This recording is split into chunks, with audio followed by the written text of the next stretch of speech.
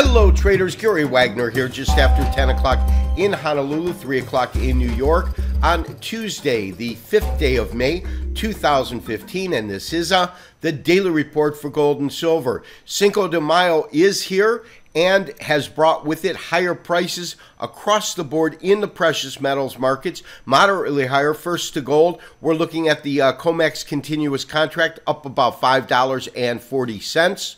We have had a low of 1184.90, and we have had a high of 1199.30.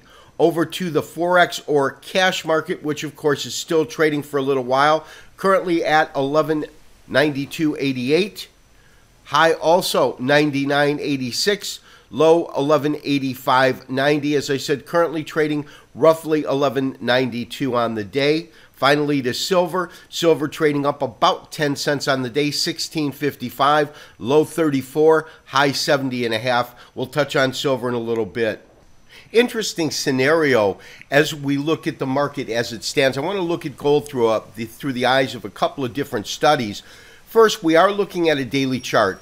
And in this daily chart, I've got a couple of different fib retracements. One of the fib retracements, of course, looks at this top to this bottom, this sell-off, which we believe contains waves 1, 2, and 3 on the way down. When we do that, and then look at a 50% retracement level, so that means it's a 50% retracement level from the top. If we look at it, let's say from just wave 3, which would begin here, it would then be, of course, above. That would take it below this, so it would be above the 50%. And the reason that is important is typically when you look at some sort of a wave count, be it 1, 2, our long wave 3, this wave 3 becomes a benchmark for wave 4. And so what you're looking for in wave 4 is for it to go anywhere between 50 and 75% in terms of where the top comes in at. And as you can see, we absolutely found some real resistance. This is at about 1223. Market comes down, and now this is the shorter of the two retracements. This fib retracement is simply looking at, let me go ahead and clear that out a little bit, but this fib retracement is simply looking at this rally here. And so when we consider the rally and the subsequent retracement, that came to about 61%. So that's all in line.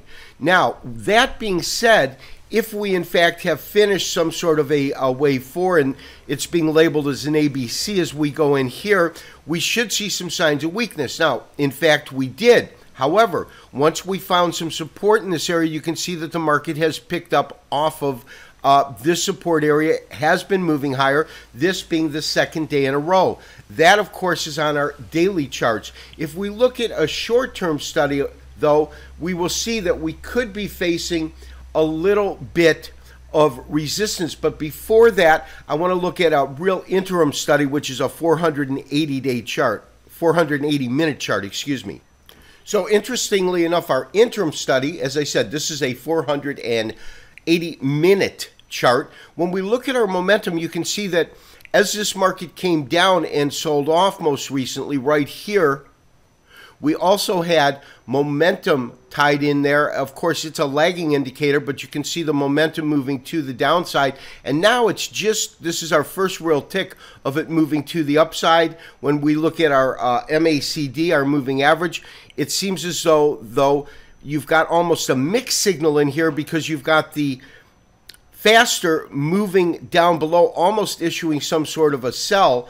And that really corresponds when we look at our real short-term studies. First study we'll look at is a 120-minute chart. So as you can see, when we look at a real short-term study, this, of course, as I said, being 120 minutes right here, we do have, first of all, on our moving average convergence divergence, we have gone above our zero line. You are having these really converge. You're coming closer together, and that's what's going to happen before they cross.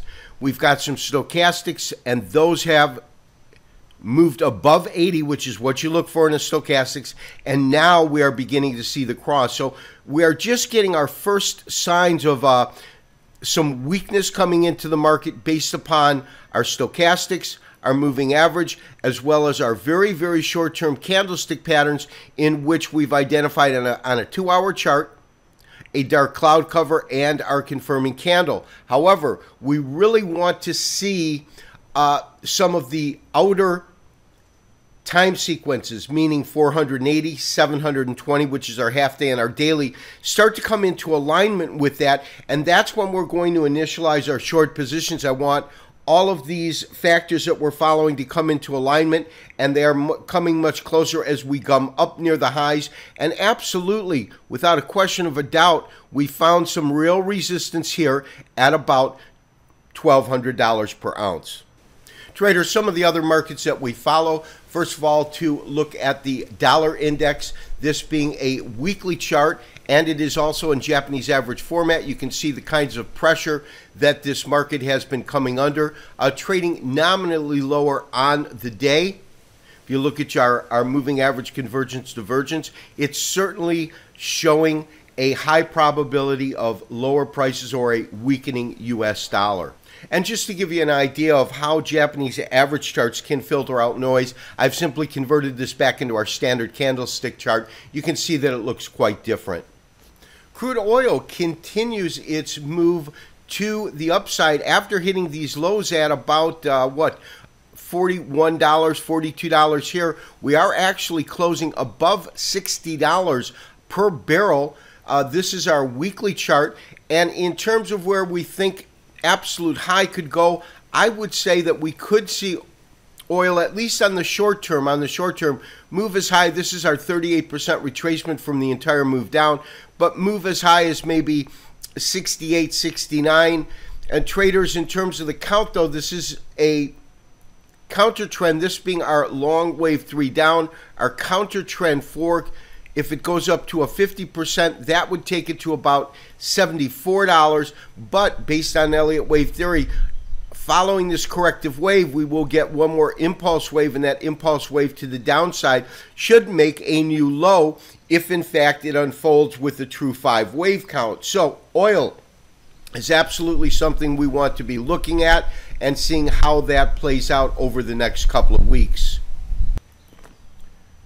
Interesting scenario building over in Europe. We're looking at our daily euro dollar. Now, the dollar was a little bit weaker. You can see that on this is a standard candlestick. We did get a higher close, but within that higher close, a very, very small body candle, we did make a lower low on the day. And that's following this dramatic kind of toppy action that we had roughly at, call it 112, 118, right in that area, just above these recent surges here, and then we had this top action. Now, we have gone green again, but we could in fact see this market retrace a little bit more. That's what we'll want to be watching, especially when we look at our short-term studies. It kind of alludes to that. So when we look at the S&P 500, this being our E-mini up here, we did have the market close lower today. 2084 on the E-mini, the Standard & Poor's, whether it's the E-mini or the full-size contract. Obviously, we have superlative resistance still in this market at 2120. That is the area that we have not been able to take out. These are the two last times it has gone and touched that area, but no cigar. We did not break above it. When we look at our MACD, we are still top-heavy. On a technical basis, we could be looking for lower pricing ahead.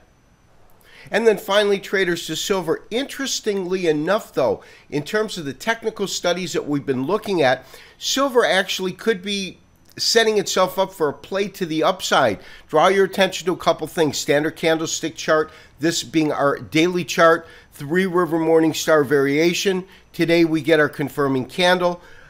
When we look at our MACD, you can see below the zero line, we have the faster of the two lines, which is just crossed below, but you can see they are now beginning to move apart. So what we could be seeing is where we had this beginning of a A sell signal came in through here, right in here. This cross could be significant in that it could be signaling some higher pricing. So we could get a divergence between what we're looking at in gold and what we're looking at in silver. On a technical basis, they are reacting differently.